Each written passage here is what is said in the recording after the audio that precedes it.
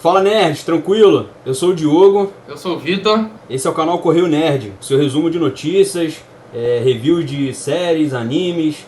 Hoje a gente tá trazendo mais um vídeo aí, né? Um vídeo super importante aí pro roteiro aí da Marvel, né? Pro universo cinematográfico da Marvel, que é um videozinho sobre os trailers aí que saíram do Cavaleiro da Lua.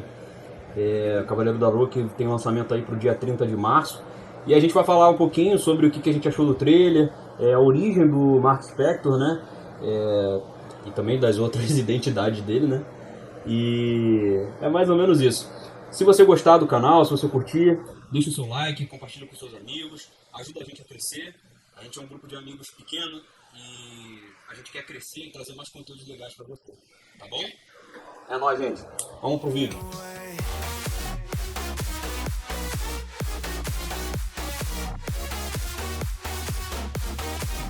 Vamos lá, primeira coisa. Quem é o Cavaleiro da Lua, né? A gente vê Então, a gente vê o alter ego do Mark Spector, né? A gente acha que geralmente o pessoal conhece ele como o Batman da Marvel, né? tem algumas tem algumas semelhanças, mas ele é muito diferente de qualquer outro personagem. Ele é uma parada assim bem única. Vai ser uma excelente adição aí pro panteão aí da Marvel, né? De heróis, que ele é totalmente único, uma parada assim bem diferente, né? O nome dele é Mark Spector, o nome do herói, né? Do alter ego do Cavaleiro da Lua. Ele trabalhava como boxeador, fuzileiro naval, ele também foi mercenário, né? E ele ficou muito rico trabalhando como mercenário, né? Ele saiu dos fuzileiros navais e com a experiência que ele tinha dos fuzileiros ele acabou virando mercenário, obviamente dava muito mais dinheiro para ele. E tem uma outra curiosidade interessante, ele é um dos únicos heróis que é judeu, né? A gente tem algumas informações, por exemplo, de que o pai dele é rabino, e eles fugiram da Alemanha, né? Na Segunda Guerra Mundial. Ele, eu acho que na série não vai ser tratado assim. Eu acho que essa parte eles vão retirar e com isso também ele provavelmente não vai ser milionário. Ainda Mas mais aí eles vão ter que dar um jeito nos de trailers. dar o dinheiro pra ele, né? Como é que vai dar o É, dinheiro pra ele? pelo que a gente viu nos trailers, eu acho que vão abortar muito essa parte dele e a parte do pai dele ser judeu e tá atrelado aí na Segunda Guerra Mundial, vai aparecer de alguma forma. Não sei se eles vão, pelo problema das datas, né? Não sei se eles vão usar a Segunda Guerra Mundial como a guerra que o pai dele participou, mas vai ter grande importância a participação dele aí, essa origem dele. Eu acho que é interessante a Segunda Guerra Mundial, principalmente por conta da questão do Holocausto, né? Principalmente por ele ser judeu. Mas eu não sei o que eles vão fazer com a série, não. Não sei se eles vão mudar a origem dele, talvez sim, talvez não, né? A É, gente não apareceu nada no trailer. o complicado dos quadrinhos é que toda hora tem uma origem diferente Exatamente. e ele surgiu como um vilão, por exemplo, né? Lá atrás. Um vilão para uma história de lobisomem, que o lobisomem era o herói. Então, assim, é difícil. O pai dele, ele tentou a vida toda ser o oposto do pai dele como personalidade. O pai dele fugiu do Holocausto para não ser morto. E ele não entende muito bem isso. E é por isso que ele virou fuzileiro, boxeador. Ele Sim, ele tem que queria tentar cair na. Queria revidar, né? Ter isso. essa alma de vingança, de revidar. Né? Exatamente. Então, assim, a gente não sabe como vai ser a origem dele na série, né? Mas, assim, nos quadrinhos, como é que ele foi? Ele tava. Como é que aconteceu a aquisição dos poderes dele, né? Ele estava numa missão ao Egito. A missão dele era encontrar o templo de Khonshu, que é o deus da lua. Ele foi com outro mercenário. E esse mercenário acabou traindo ele. E deixou ele para morrer lá nas areias do deserto, né? E próximo da morte, ele. Próximo da morte não, chegou a morrer, o coração dele chegou a parar. Antes de ter morrido, né? Também chegaram os egípcios lá, pegaram ele, ajudaram ele, levaram para dentro do templo de Khonshu. E dentro do templo de Khonshu o coração dele parou. Com a parada do coração dele, ele teve uma visão do Khonshu que ofereceu ele uma segunda chance. É uma chance de voltar a viver com a contrapartida de ser o avatar do Khonshu na Terra. É. Né? Acredito que para adaptar essa parte, tirando essa parte de mercenário, pelo que mostrou, né? A gente não tem muita coisa pelos trailers, mas pelo que eu imagino, tirando essa parte de mercenário, eu acho que essa parte vai ser adaptada para alguma missão dele como fuzileiro. E Pode ser. ele chegando lá no Egito, alguma coisa acontece que ele ele, a equipe dele é abatida, ou só ele, né? E deixam ele para trás. Talvez o melhor amigo dele seja um outro fuzileiro que deixa ele para trás e não avisa o resto da equipe, alguma coisa assim. E aí sim, dá um prosseguimento ao enredo da história, né? Algum nômade, algum outro tipo de coisa acontece que leva ele até o templo do Khonshu, né? Pode ser. E aí se desenrola a história. Ou também eles podem puxar uma outra abordagem, não sei, de repente eles. Sei lá. A Marvel é bem complicada, né? A gente viu hoje aí a situação da Miss Marvel, né? Que teve seus poderes totalmente alterados. Né? A gente não tem noção, mas a gente pode chutar, por exemplo. Até para fazer que todo mundo entenda e seja um pouco mais realista, tem que ter muitas adaptações, eu entendo isso, que a Marvel faz, e eles têm feito muito bem. Verdade. Acredito que eles também não vão errar com o Cavaleiro da Lua. Agora, tem uma coisa muito importante que acontece quando ele vira o avatar de Deus da Lua, né, que é o Khonshu, na mitologia egípcia, que quando ele adquire essa identidade também do Khonshu, ele acaba criando outras duas identidades, né, que seriam a identidade do Stephen Grant, que seria meio que a personalidade principal que ele vai usar na série, né, que é de um bilionário filantropo, parecido com o Bruce Wayne, que acontece mesmo, né? Por isso que o pessoal meio que chama ele um pouco de Batman da Marvel, que também permite que ele chegue na alta sociedade, ele tem acesso a coisas que geralmente não poderia, né? E ele tem uma segunda personalidade que é do Jake Lockley, desculpa, que é um taxista, e essa personalidade permite que ele chegue mais próximo de pessoas comuns, né, da cidade de Nova York. O que acontece aí? Eu acho que vai ser muito adaptada essa parte. Essa primeira temporada vai focar na origem dele, né? E por ser várias personalidades, eu não sei se eles vão tratar essas personalidades como desde antes ele já tinha e era alguma coisa retraída. E o trauma do encontro ali com o Khonshu, de uma experiência de quase morte ou de morte, né? Vai trazer isso à tona,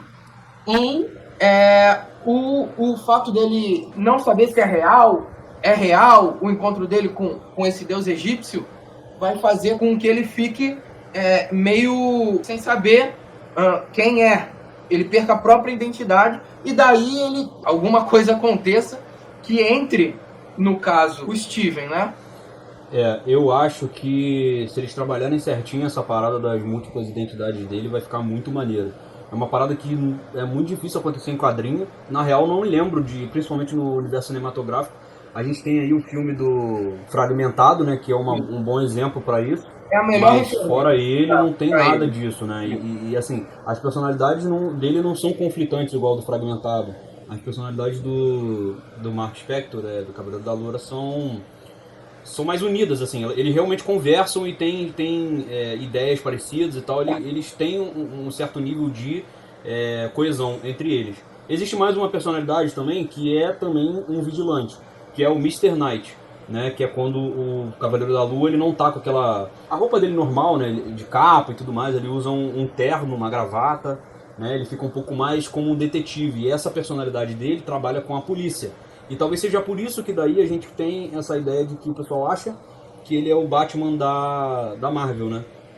É complicado. Assim, ele, na verdade, ele é exatamente dividido, vamos dizer assim, que até a parte de vigilante dele, de herói, é fragmentada, né? Vamos dizer assim. A parte do Cavaleiro da Lua é uma parte violenta, é uma parte que realmente não tem pena dos bandidos, né? Ele, inclusive, em algumas HQs, coloca uma lua na testa do bandido quando ele pega o meliante, né? E quantas vezes forem necessário, ele vai colocando várias luas ali na testa do cara para ele ser identificado. Já o Mr. Knight, ele é mais astuto, mais inteligente, ele é um pouco mais sutil, né? E aí ele é muito diferente, até como herói ele tem essas duas personalidades. Verdade. Em termos de poderes, assim, também, ele tem um estilo violento. Eu digo mais o Cavaleiro da Lua mesmo, ele tem um estilo super violento, que é tipo o Justiceiro, assim, né? Até por conta mesmo do treinamento do Mark Spector com os fuzileiros navais e o tempo dele como mercenário. Ele também lutou boxe, né? Que é o que a gente falou mais cedo. É o Popó da Marvel. E além disso também, os poderes dele meio que se adaptam às fases da Lua, né? Quando a Lua tá na Lua cheia, que é onde os poderes dele estão mais altos, cara, vira o Pelé, irmão. O cara, porra, tem super força, é um detetive, né? Que nem pô, ele é imortal, porque toda vez que ele morre, faz ele ressuscitar, né? Um dos poderes dele também é absorver energia e habilidades dos outros super-humanos, né? Ou mutantes até ele consegue. Isso tudo tá atrelado às fases da Lua, né? E o que acontece? Isso amplia, vamos dizer assim, tudo nele. Inclusive a instabilidade mental.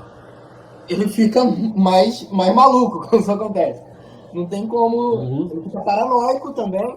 E às vezes ele passa do limite. Nisso, os poderes dele, que aumentam também, vão se tornando cada vez mais perigosos, dependendo da instabilidade mental dele. É verdade. Ele, por exemplo, consegue controlar aspectos da Lua, como se fosse uma geocinese, né? O cara, sei lá, ele consegue meio que controlar a Lua, por exemplo. Então ele consegue pegar o Mjolnir do Thor, por exemplo, né? Controlar o Mjolnir do Thor. Além disso, ele também consegue ressuscitar mortos, tá ligado? Tipo, super apelação. Isso é o que não vai ser tratado na série. Não deve ser tratado agora, a gente tá falando dos poderes. Nessa história do Mjolnir, foi dito que ele foi feito, o martelo, foi feito de uma rocha lunar. Sim. Por isso ele tem esse poder de conseguir exatamente pegar o Mjolnir, né? É digno. Sim, na real ele nem é digno, ele realmente pega. Ele não precisa ser digno, né? Mas eles dizem que foi pelo material que foi feito o martelo. Isso aí, isso mesmo. Por isso e aí, passando essa parte dos poderes dele, a gente pode falar supostos vilões, né? Dentro do que foi apresentado no trailer, a gente não tem como fugir muito de que também são outros deuses, né? Os vilões que ele vai enfrentar. E aí a gente tem duas possibilidades aí, que é o Anubis e o Sobek. O Anubis é o deus que guia os mortos até Osíris, né? É meio que ali a passagem dos mortos até o além. E o Sobek, que é meio que um deus do rio Nilo, né? Que o pessoal adorava. Ele meio que representa a fertilidade e tal. Força, virilidade. O Anubis sendo um humano com cabeça de chacal, né? Tipo um cachorro. E o Sobek um humano com cabeça de crocodilo. Então, o Anubis, eu acredito que ele vai ser mencionado em algum momento na série. O Cavaleiro da Lua é o personagem da Marvel que retrata essa parte da mitologia egípcia, né? E ele vai estar bem dentro disso, dessa parte mística, né? E vai ser um clima diferente do que a gente tem visto das séries da Marvel até agora. A expectativa tá grande, eu gosto muito do gênero. E eu queria ver mais dele como um personagem sombrio mesmo. Apesar dele ter nos quadrinhos, né, uma parte também tecnológica, né, por ele ser milionário e tudo.